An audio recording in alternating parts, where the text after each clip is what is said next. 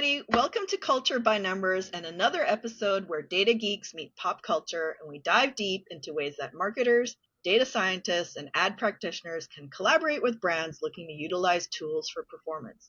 Today, we have a special guest, Joy Joseph, who is a managing partner at Syneractive, a specialty consulting firm around consumer behavior and helping marketing organizations extract greater value from their marketing activities by leveraging data-driven marketing strategies. And today's discussion is about Gen Z, because after a promising start, Gen Z's career launch seems to have faltered, and companies are increasingly reporting performance and attitudinal issues that have now escalated into fairly widespread instances of firings. So we're going to dive deep into whether Gen Z really have a systematic work ethic issue, or is there something else at play?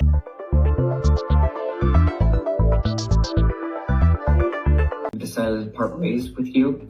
Yeah, I'm gonna stop you right there. I'm really sorry that you're having this experience and feeling this way. Gen Z are going viral for exposing their employers to millions. They're really showing us a better way, and they're just a generation that's calling us to the carpet and saying, no, this is not the way that we should do that. So Joy, thank you so much for joining today as a special guest. Can you tell us a little bit about Syneractive and what it does? Yeah, absolutely. And thanks for having me, Sunny. This is obviously a very timely topic. So Syneractive is we've dubbed ourselves a marketing intelligence company, but the core idea is that you combine data and an understanding of consumer behavior that allows everything you do as marketers to be on point, to be relevant. And so this includes like using data to understand what motivates consumers, what need states drive them, and also what journeys do they undertake has influenced their approach to fulfilling their needs. And which is why I'm very interested in what's driving this key demographic, Gen Z. This is obviously about their performance in the workplace. This is the first stage of their coming of age. And this is obviously also going to change as they get into later life stages. So understanding Gen Z is a key aspect of our focus for Syneractive. Absolutely. And what triggered this discussion today was something you observed recently about the shocking nature of Gen Z Resenteeism. And that is a new term I've never even heard. Can you explain it?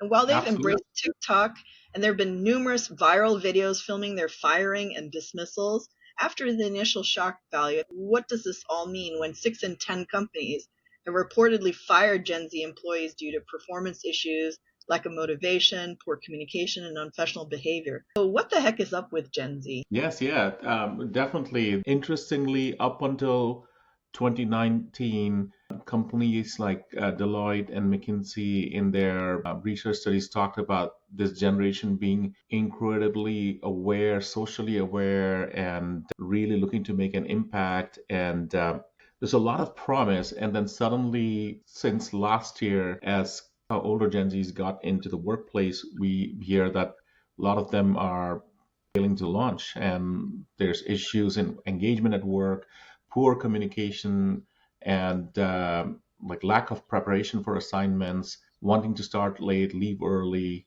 and so on and so forth. And so that led to a lot of companies just saying, I don't want to deal with this. And so suddenly there's firings all over LinkedIn over the last couple of months or longer. You'd have probably seen different studies saying that how companies are firing Gen Z. That is driven by passive aggressive tactics like resenteeism that Gen Z seems to be engaging in. But yes, resenteeism, like as you were saying earlier, that seems to be a new term. And it's absolutely a new term that's been coined probably in the last 18 months or so. It's basically combining two words, resentment and absenteeism. And it is an escalation from 2022 when quitting became a thing. Quiet quitting is where Gen Zers were proposing just coasting at work, doing the bare minimum to deal with the workload stress. And so there's quiet quitting, and then combine that with feeling trapped in your job, resenting being feeling trapped in your job, and you have resenteeism, which is what Gen Z seems to have taken as a passive aggressive way of just being stuck in a role they don't like. And Gen Z was on track to be one of the most engaged and pragmatic generations. What happened? Yes, yeah.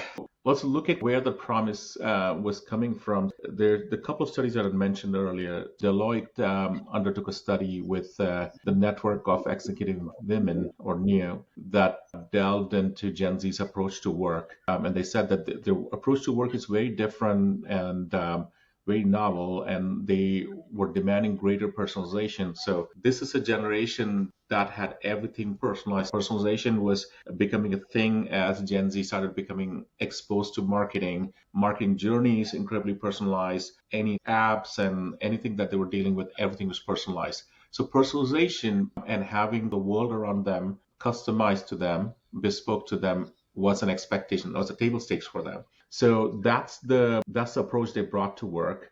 Deloitte study basically pointed this out as novel, and maybe that will change how workplace evolves. Typically, at work, take up a new job, you go into the workplace. There's a way that workplace does things, right?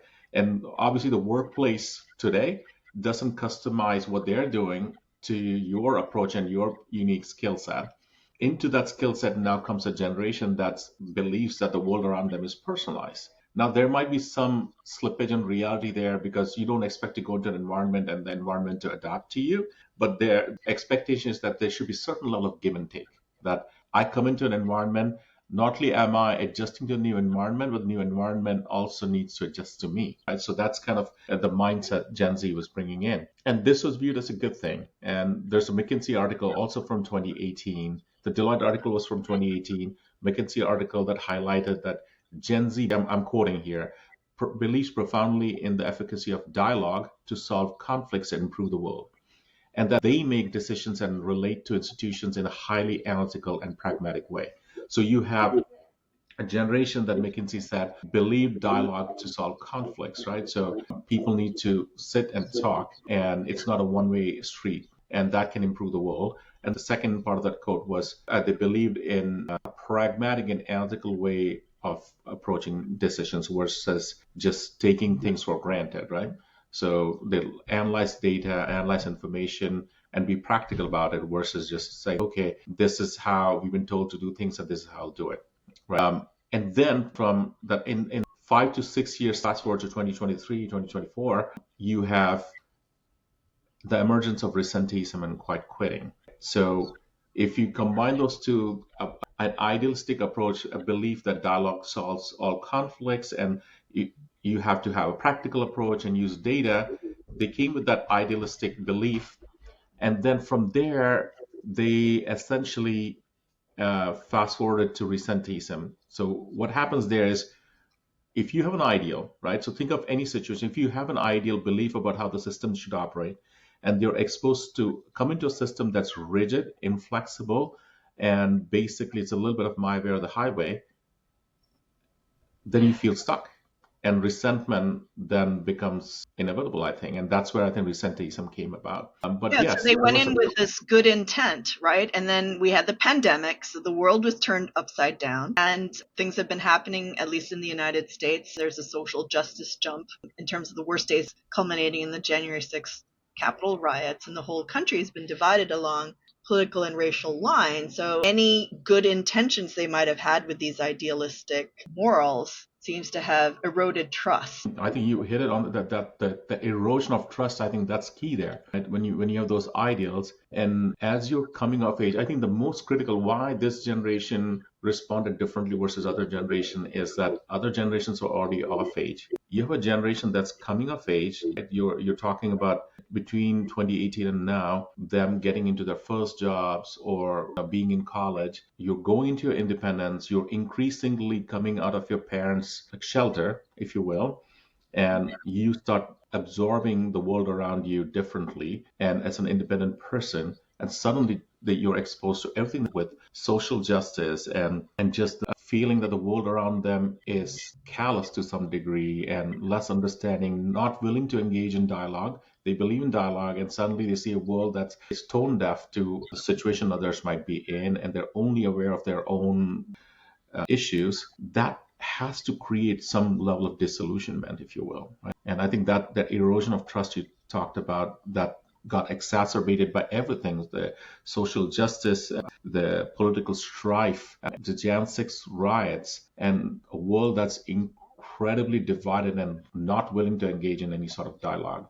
That has to have resulted in erosion of trust and disillusionment and just cynicism about the prospects of the world around them. Absolutely. And we've seen that manifest itself in some of the changes in culture because of this rebellion or lack of trust, because the passion points for the Gen Z are around music, entertainment, and fashion. And we've seen a rise in streetwear, even with luxury collaborations between Yeezy and Rihanna. And so the graffiti element has really upended some of the luxury fashion houses and maisons in Paris. So now that they're embracing streetwear, and in music, there's a lot of hip hop and rap. So it's really affected culture and the way that Gen Z expresses themselves and views the world. So everyone experienced some shape or form of this pandemic skip. Do you want to talk to us a little bit about what that actually means and why has it impacted Gen Z so much? Yes, yeah, that's another key word that is being conflated with resenteeism. But pandemic skip is literally what it says, right? It's a skip in time, the time lost during the pandemic. And this feeling that there's a gap between your mental age and your chronological age. And this was because as you went into lockdown, you were at a certain life stage, and then everything just got frozen. You were isolated, and you were in lockdown, and during that time, all of your life events got muted to some degree, right? And so typically things that you do in interaction as a member of society, all of those got muted down. Disrupted, in fact, yeah, right? Yeah, disrupted, absolutely. And now if you think about what that means at different life stages, every life stage has different key milestones, right? So if you're older and you're starting a new family, it's the birth of a child, and it might be the purchase of a new house. But I would say arguably there is a compression of major life milestones when you're coming of age, right? So there's a lot of things as you come into independence, as you come into being on your own, there seems to be a lot of big milestones there. Your key birthdays, like your 18th birthday, or your graduation, your first car purchase, or getting your driver's license, dating. All of these are kind of probably compressed in that time frame between like 16, 17, and 21. Yeah, absolutely. And think about how Gen Z went through this compressed time period of major milestones. They were in lockdown, right? Everything got just muted down. Like, 16th birthday or your 18th birthday or your high school graduation, everything got kind of like you felt got shortchanged, right? And yeah, absolutely. That's where the pandemic skip is coming from. Suddenly you feel like you lost out on all of that, and your mental age now suddenly coming out of lockdown, you feel like you are at a different age, like you're like stuck 4 years behind.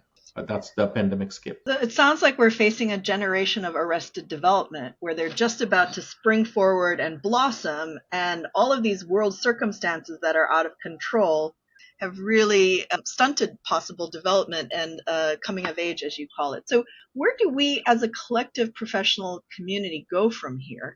How do brands and advertisers address the challenges that Gen Z are facing as they seek to understand and go out into the world and make their impact?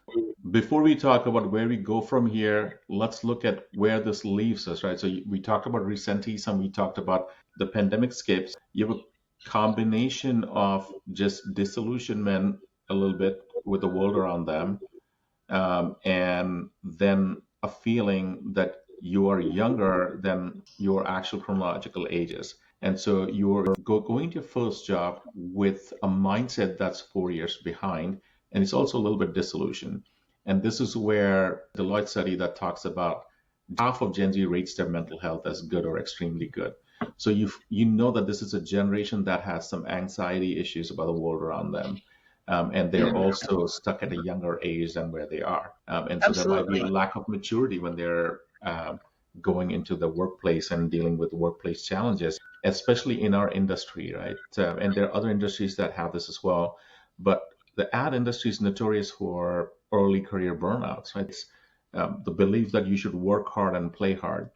Incredibly, they're dealing with mental health challenges and anxiety, and then suddenly work-life balance gets tossed out. And how do they respond? They're protecting themselves when they do things like silent quitting or resenteeism. They're saying, I cannot bear this. And this is where they're trying their response, because they see a workplace that's inflexible and they need to protect their minds and their mental health. And they're responding with taking the stress down by doing less than what they're supposed to. That's a Absolutely. step. Yeah, they're trying to protect themselves. And what does the industry perceive that as? They perceive that as a generation that's not willing to do their part, not or pay their dues.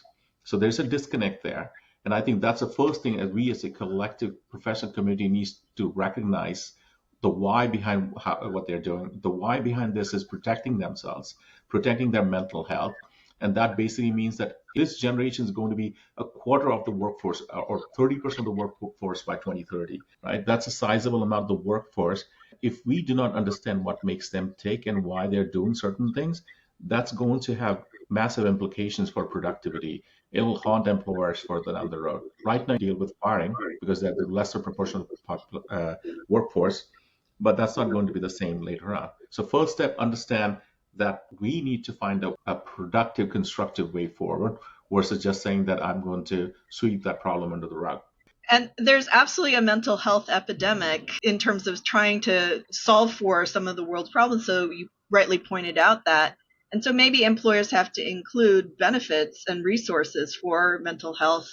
There are apps now like Calm and Help Meditate. But also I've seen, even in terms of video streaming popularity for young adults and Gen Z, it's been comedy and horror genre. Those are the top two genres of streaming at Amazon in terms of what young people are watching. So they get their news from Jon Stewart or some of the late night comedians that try to make sense of what's going on in the world as a coping mechanism, and then escapism through horror flicks. So kind of interesting to see that's one of the outcomes. But absolutely, it's a very serious topic on how we can shape and inspire and inform the next generation as they come through this stage in history, so that employers can really tap into the productivity and promise of Gen Z. I think the biggest thing that we need to do is move away from last minute fixes and brinkmanship. And what I mean by that is COVID came and suddenly people realized that people were burnt out and stressed out, and mental health was an issue. And suddenly companies started making meditation sessions part of their regimen. And that's only when it came to unbearable levels. No, let's not do the brinkmanship. Let's make it a standard part. Right. So kind of talk about making mainstream perks like flex schedules and dynamic workspaces and remote working and compressed work weeks. Let's include those as perks. Make it clear that these are perks and privileges that have to be respected as such. But let's start with that, right? That gives Gen Z and all generations the flexibility that they need and deserve.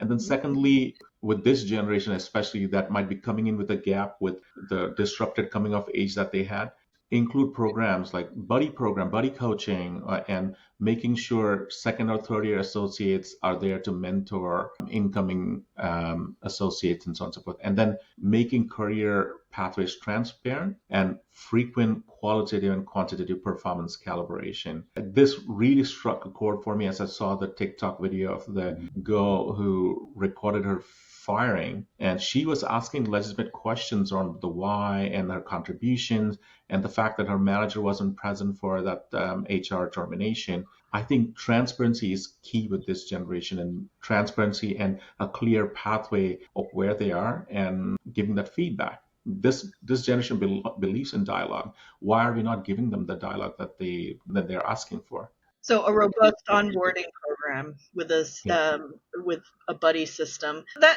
speaks to return to the office, frankly, right? Because when we have these remote work situations, it really doesn't give an opportunity for entry level or new workers to benefit from the culture and institutional knowledge from people who've been in the business and at the company for many, many years. Yes, absolutely. This generation, they're not saying that they want to work from home. They don't mind the interaction, but I think the biggest thing is giving them a voice at the table, right? Like I think I've said a few times, this generation believes in dialogue. And when you give them a seat at the table, it also needs to come with a voice. I mean, maybe that means smaller town hall types settings where they feel empowered enough to talk about what's bugging them, and where that give and take, meeting them halfway, means that they voice their concerns. We talk to them about the needs of the company, and then we meet them halfway. Absolutely. And giving them a safe environment to express themselves where they can talk about their concerns, their fears, insecurities, and also aspirations. I think that kind of rounds out what we wanted to discuss today about the impact of Gen Z on workforce productivity going into the next 20 years. We're going to share a bunch of resources in this podcast, and there was a McKinsey newsletter about Gen Z, the Deloitte study that you mentioned that marketers can sign up for, which gives a number of consumer insight blogs to help get you informed. And lastly, Syneractive is coming out with a comprehensive research study on Gen Z that combines academic psychological research studies as well as industry testimonials that can not only be applied to media campaigns aimed at reaching and speaking to Gen Z, but also to help understand the important ways to recruit, inspire, and motivate the next generation as they go through this important rite of passage. So be sure to watch out for it, and we'll share a link to the study when it comes out. Thank you very much. Thank you.